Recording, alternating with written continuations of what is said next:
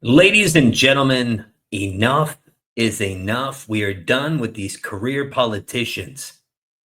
Karen Bass, Kamala Harris, Gavin Newsom, heck, Joe Biden, career politicians, and they're all siding with one another. It's amazing how San Francisco and now Los Angeles looks like San Francisco. Anyway, listen, when I see this video of Karen Bass, it looks like she's smiling. She just, she looks like she really doesn't care.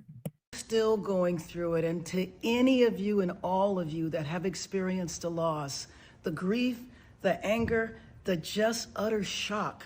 I've seen the devastation. It is unbelievable the amount of loss that people have experienced. But we have to get through this crisis, and I know that we will. I was at the Sylmar command post today, and I saw the work of our first responders and how they've been able to defeat the fires in certain areas. We know we still have much more to go, and we know the winds are going to kick up again. But we got to stick together. We got to stand strong. And then we have to rebuild our city. We're the nation's second largest city, one of the greatest cities in the world. And we stay together, and we will rebuild an amazing city. So thank you, Angelenos, and my thoughts and prayers are out to all of you that are going through unbelievable loss and pain today. We will get through this. All right, we will get through this. You don't care. You live in your mansion. And plus, you don't care because you're a Marxist. You even went down to Cuba back in your younger days. And, you're loving this. What do you mean, rebuild it into a smart city? We're not going down conspiracies right now. But one thing that people like Governor Newsom and Karen Bass don't do, they don't take accountability for their actions. They always want to push the blame, like Gavin Newsom here. Answers. So I'm the governor of California. I want to know the answer. I've got that question. I can't tell you about how many people, what happened. My own team saying what happened, and I want to get the answers. And when I wasn't getting, I'll be candid with you, I wasn't getting straight answers. Yeah. I watched the press conference. I met with some of those leaders. We had my team start talking to local leaders, saying what's going on. Our state. And you weren't getting straight answers from. I was getting different answers. When you start getting different answers, then I'm not getting the actual story. And they're assessing it. And I get that as well. You have to a little bit of grace, back to the point. We're in this emergency environment and everything else. So I just want to determine the facts. But no one has any patience anymore. In this weaponized, back to the grievance of Trump, everyone else, there's immediacy. And lies travel the proverbial world. And it's hard to get the facts out there unless you have backing of those facts and you can communicate them soberly. And so that's what we're trying to achieve as relates.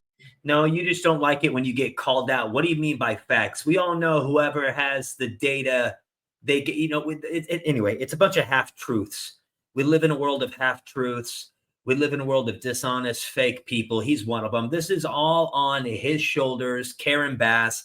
This could have been prevented. I mean, you heard this. Have you guys heard the story about the man that saved his house with the water hose? And he said that all those houses could have been saved if there was just water there. He was just getting everything wet around his house. He was able to save his house, but there wasn't water. So he needs to resign immediately. And the fact that he's not even sympathetic, just like Karen Bass, like she was kind of smirking, it's really sick to the stomach. But I have 10 other things we're doing concurrently as well. I mean, across the board on recovery, disaster assistance, getting the major disaster declaration. It may be the first one in U.S. history over a text with the White House within literally 36 hours to get 100% reimbursement for folks out here. But you shouldn't get it because you messed up. California had a surplus, billions of dollars, but you squandered it all away for the homeless industrial complex. I don't want to sound like a broken record, but I was calling Karen Bass out years ago out in Los Angeles. So you know what? We all knew she was a damn.